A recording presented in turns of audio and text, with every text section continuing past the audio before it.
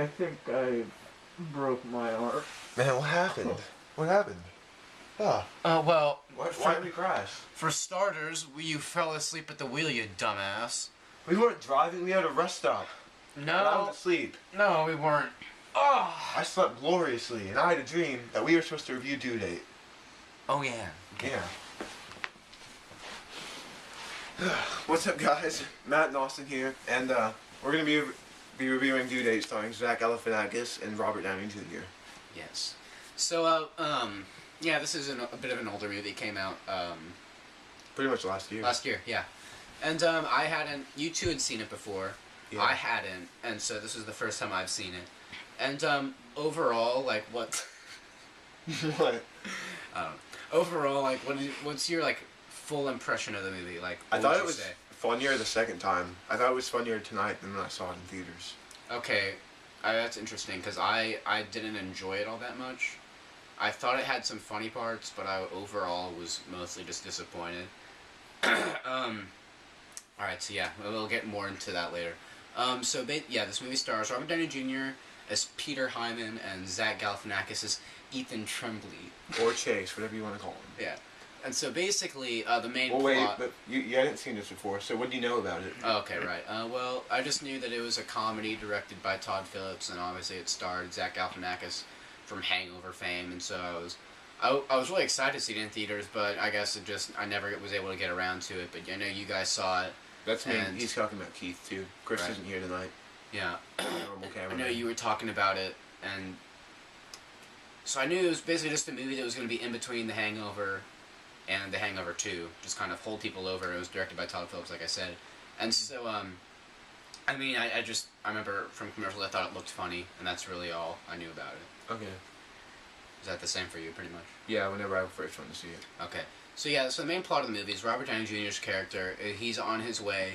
He's gonna fly from I don't remember where they were flying from, but he's trying to fly to L.A. to catch so he can see the birth of his child, and you know, a sequence of funny events relating to baggage claim, airport security. Basically, Robert Downey Jr. and Zach Galifianakis get put on the no-fly list, so they're forced to drive together. They're forced to drive cross-country. And a lot of funny events continue through that. Basically, and they're forced to drive to L.A. cross-country. They don't have... Robert Downey Jr.'s character doesn't have his wallet or his ID, so he's forced to travel with Zach Galifianakis' character, and then comedy does just ensue from there. Mm-hmm. And so... You know, that's the plot. It's really nothing extraordinary, you know. So the acting, I thought it was good. They played off of each other pretty well. Yeah, Robert Downey Jr. and Zach Galifianakis together was good. I did enjoy their chemistry. But, one thing is I didn't like that Robert Downey Jr., like... I mean, he starts out as, like, a really, like, kind of a douche in the beginning. And then, of course, you know, you expect by the end he's going to be this really great guy, but... somehow, some way, like, you don't get that major transformation. He just, I thought that he was just kind of like a dick the whole movie. And, you know, he had his nice moments, but overall, like, there was not much of a change, I thought. I didn't think there really needed to be a change, though, in him. I didn't think that the movie needed that. Well, I don't know. It's not like a do-good movie. I'm not trying to change him. Just trying to get Well, I know, but he should change, I guess. But you would expect him to change. And then Zach Galifianakis' character, he was just the really nice guy, and he's really goofy and kind of and he's pretty much an idiot. And he's like an aspiring actor, and so he's going to Hollywood, and whereas Robert Downey Jr. is just trying to get to the birth of his baby in L.A. And that's his home too. Right. And there's a bunch of like other actors in there. You know, you have Jamie Foxx as like a minor character, and he was funny while he was in it. Michelle Monaghan plays Robert Downey Jr.'s wife, and she was just there. You know, nothing special. And then you have a bunch of, you know, Todd Phillips, his regulars, that they have little cameos, and they were really funny. Some of them more funnier than others, and yeah, of course he had his usual cameo. And it was funny.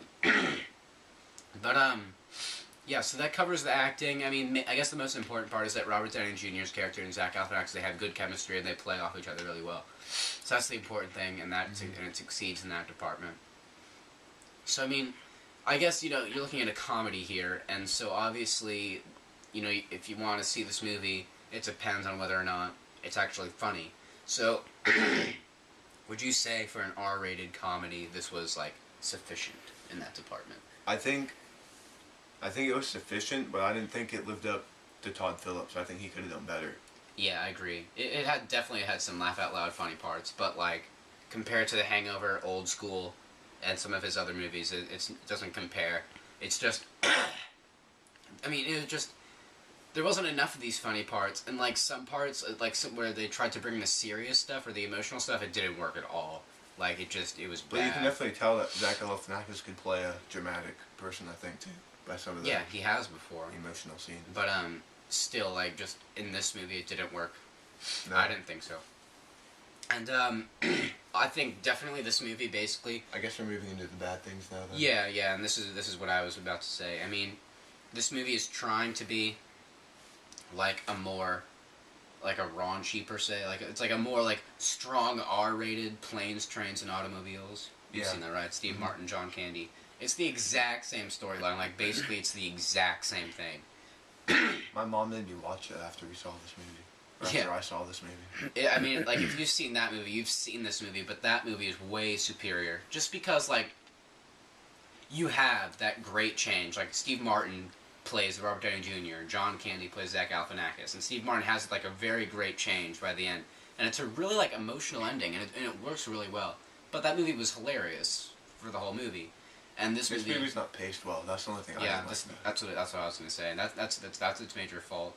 Because of its like bad pacing, you have some really like parts where the comedy isn't that great. You have some parts where the comedy is great, and then you have some parts where it's trying to be serious and it doesn't work at all. So I mean, I would recommend you just go see Planes, Trains, and Automobiles because you're going to be seeing this movie, but a way better version. And is this a bad movie? No, but if you want to see a comedy, then I'd recommend it. But it's just if you're expecting like Hangover standards, then I would just stay away and watch The Hangover again. To get ready for The Hangover 2 soon. So, are there any other bad things you think? I don't know. I liked it more than you did, I think. So yeah, I think I would. Yeah, I'd agree with that. So, I mean, the main thing is I personally didn't like that there wasn't a change in the main, like, by Robert Downey Jr. I mean, I'm not, like, trying to spoil anything, but I mean, it's just, like, if you've seen any kind of this, like, type of movie like this, you know that there should be some type of change, and there just isn't much of it. I don't think it needed it, honestly. And then, just the comedy not great at some points and the bad pacing. So that's for me. I mean, as a star rating, I'd probably give it out of 5. I'd probably give it a 3 or a 2.5 or a 3, just because I mean, if like I said, if you want to watch a comedy and you're in the mood for a comedy, then this is good and sufficient. But otherwise, for Todd Phillips standards, Hangover, this isn't it. So that's all I have to say. What about you? I'd give it a 3.5 to a 4, I think. I liked it more. And I'd also seen it twice. So I think it's kind of a movie that can be funny if you... I guess kind of like you said, if you're in the mood for comedy, you'll enjoy it a lot. And I'm usually in the mood for comedy, so I liked it a lot more than you did. And I thought the only bad thing about this movie was the pacing, so... Yeah. So that's all we got for tonight, guys. Alright, remember... We're Bulldung Productions. Serious Critics on YouTube. Literally.